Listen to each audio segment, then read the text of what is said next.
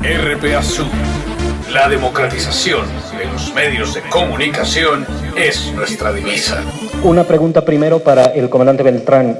¿Podría confirmarnos sobre el ataque en la zona de Villavicencio la noche de ayer en la zona de Bogotá, muy cercana a Bogotá? ¿Estuvo implicado el ELN? Esto preocuparía ya que se trataría de una zona que normalmente la manejaban las FARC. Entonces eso está generando algunas preocupaciones en Colombia. Y una pregunta parecida para Juan Camilo Restrepo. ¿Es necesario este status quo? ¿Es necesario avanzar con señales un poco más claras y detener la violencia para poder seguir conversando? Muchas gracias. Le voy a hacer una propuesta. Es que hicimos un acuerdo que íbamos a contestar una y una. Entonces le pregunto, ¿quién quiere que le conteste? ¿Juan Camilo o mi persona? Me encantaría los dos, pero si no, antes no. Bueno, porque para que otro periodista le haga otra a Juan Camilo. Con gusto. Bueno, nosotros estamos acá en Ecuador y no tenemos ninguna información oficial sobre eso que usted dice. Les voy a comentar una anécdota. En agosto de hace 5 años hubo el primer contacto entre un enviado del presidente Santos y un miembro del Comando Central del ELN. El mensaje que traía tenía 3 puntos. Hagamos el diálogo directo, o sea, sin intermediarios. 2, hagamos el diálogo por fuera de Colombia. Y 3, hagamos el diálogo en medio del conflicto. Nosotros, frente al tercer punto, les dijimos, no compartimos eso, preferimos de que el diálogo se haga en medio de un cese bilateral, pero si es su punto de vista y como nos interesa iniciar el diálogo, conversemos. Eso ha evolucionado y como dijo Juan Camilo, en la mesa humanitaria, en la submesa humanitaria, se busca que esta mesa desde ya comience a tomar medidas conjuntas, bilaterales, para rebajar la intensidad del conflicto, en función de avanzar hacia un cese bilateral. Entonces nosotros registramos de manera muy positiva que si bien hace 5 años el precepto que envió Santos con su delegado era dialoguemos en medio del conflicto, hoy se diga que vamos a comenzar a buscar un cese bilateral. Entonces esas acciones como las de ayer no debieran ocurrir, pero esperamos que en el futuro, en medio de esa posibilidad de un cese, no ocurra. A continuación, Yurien Porteles, de Agencia Andes. Buenos días. Cuando se instaló la fase pública del diálogo, se dijo que las propuestas de la sociedad civil, aunque si bien eran importantes, no iban a ser vinculantes. En este punto que ustedes anuncian ahora un acuerdo, que han hablado sobre incluir los temas estos de participación, ¿cómo quedaría esto? ¿Serían incluidas estas iniciativas de la sociedad civil? ¿Cómo lo abordarían? Sí, para Juan Camilo Restrepo. Sí, antes de responder a su pregunta y para guardar el hilo conductor, permítame hacer una referencia a la pregunta de su colega anterior y después con mucho gusto me referiré a este punto. Los anuncios, confirmaciones y comentarios que sobre hechos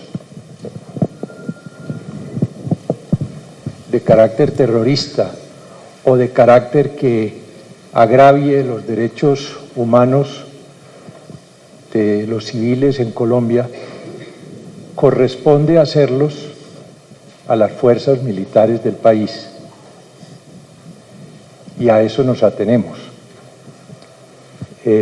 Por lo tanto, no quiero entrar en comentarios o en anuncios sobre hechos que se pudieran presentar como el de la noche anterior en la carretera de Bogotá a Villavicencio. Solamente quisiera hacer un comentario que es el siguiente. Queremos ir avanzando, sobre todo en esta mesa humanitaria, gradualmente hacia un escenario o a un momento en que estén dadas las condiciones para pactar un cese bilateral del fuego y de hostilidades, que es importante, con el ELN.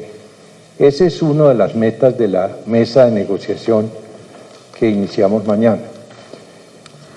Pero precisamente, cada atentado, cada voladura a un oleoducto, cada golpe a la infraestructura o cada vulneración que se haga de los derechos humanos a civiles no envueltos en el conflicto es un hecho que en vez de acercar, aleja, y en vez de facilitar, dificulta la llegada a una situación de cese al fuego bilateral y de hostilidades que es deseable. Ahora, sobre la segunda pregunta, sí, está previsto en el acuerdo y va a ser el objeto de una de las dos mesas que hemos creado, la una para definir la metodología y proceder a consultar las opiniones de la sociedad civil que habrán de nutrir la mesa de negociaciones, y la otra la de asuntos humanitarios y de dinámicas humanitarias. Está previsto, es el punto número 1 y lo vamos a comenzar también. Esa consulta debe hacerse de una manera ordenada para que sea útil, debe hacerse de manera que realmente lleguen a la mesa de negociaciones opiniones de la sociedad civil que se hayan recogido, repito, de manera ordenada, no puede ser de una manera desordenada o tumultuaria, y como lo dice el propio acuerdo, esas insumos que llegarán a la mesa habrán de ser analizadas por esta con la debida consideración. Así es como se dice. Aspiramos que sean unas propuestas que nos permitan avanzar hacia propuestas ya concretas de modernización y de más justicia y de más progresividad en la sociedad colombiana. Pero tiene que hacerse con orden, con buen criterio y sin caer en un desorden tumultuario, y esas recomendaciones de la sociedad civil serán tratadas, como lo dice el convenio, con la debida consideración, con atención, y así nos disponemos a hacerlo. A continuación, Patricia Guzmán, de CMU Televisión Colombiana. CMI Televisión de Colombia. Si bien es cierto, el comandante mencionaba hace un momento que no tenían conocimiento oficial del tema del atentado de Villavicencio, quisiera que me respondieran la pregunta los dos: ¿cómo fue que superaron internamente esta noticia el día de ayer? Gracias. Los dos, por favor.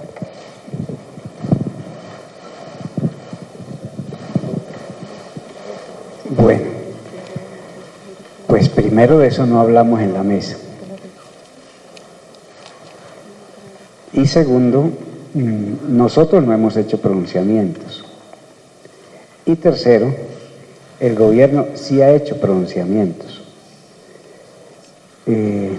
No es nuestra costumbre, como aquí hay una regla de juego desde hace 5 años, que es diálogo en medio del conflicto. Entonces, cada vez que nosotros sufrimos un ataque de las fuerzas del Estado, no nos quejamos. Esas son las reglas del juego. Entonces, en ese sentido, no fue tema de la mesa está ocupada en otras cosas, y consideramos que mientras que esa sea la regla del juego, hay golpes. Por ejemplo, nosotros hace poco menos de una semana nos detuvieron un comandante del ELN en el centro de Colombia. estaba desarmado de civil y estaba haciendo unas explicaciones de toda esta fase pública. Nosotros lo que dijimos es preserven las garantías y ojalá quede en una cárcel de Medellín, en Colombia, que se llama Bellavista, desde donde se hacen gestiones de paz de un colectivo de prisioneros políticos que se llama Camilo Torres Restrepo. Esa es la reacción nuestra, típica, ante este tipo de hechos.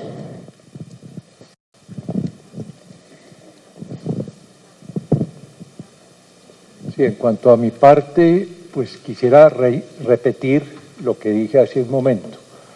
Nosotros, como delegación del gobierno en unas conversaciones de paz, no nos corresponde, ni vamos a hacerlo, hacer comentarios o anuncios sobre hechos de esta naturaleza. Esos serán hechos y lo vienen haciendo por parte de las autoridades militares del país y sus voceros.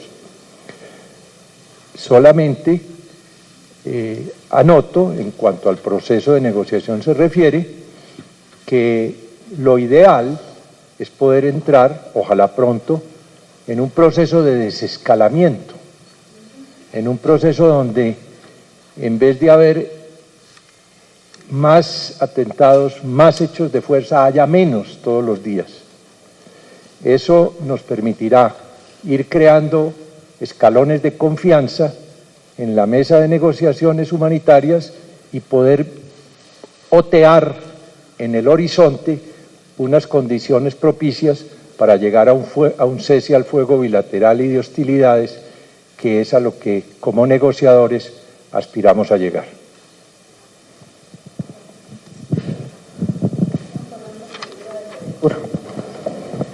Al doctor Juan Camilo Restrepo, quisiera saber qué acciones estaría tomando el gobierno de Colombia para que en medio de una mesa como esta, en la que se está tratando el tema de la participación, no continúen los asesinatos a líderes sociales en Colombia.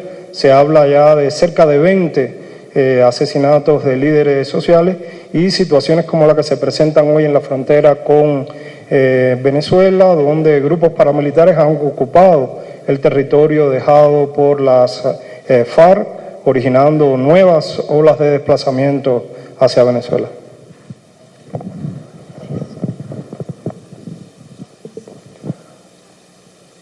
Al gobierno colombiano le preocupa tanto más como a otros estamentos esta oleada de atentados y muertes a líderes civiles o a líderes cívicos o a líderes de acciones políticas, cualquiera que sea su filiación. Lo repudiamos y nos preocupa. Y al respecto se vienen tomando medidas al interior del gobierno de mucha severidad, orientadas por el propio presidente Santos, en donde no solo se ha limitado a censurar esos atentados contra los líderes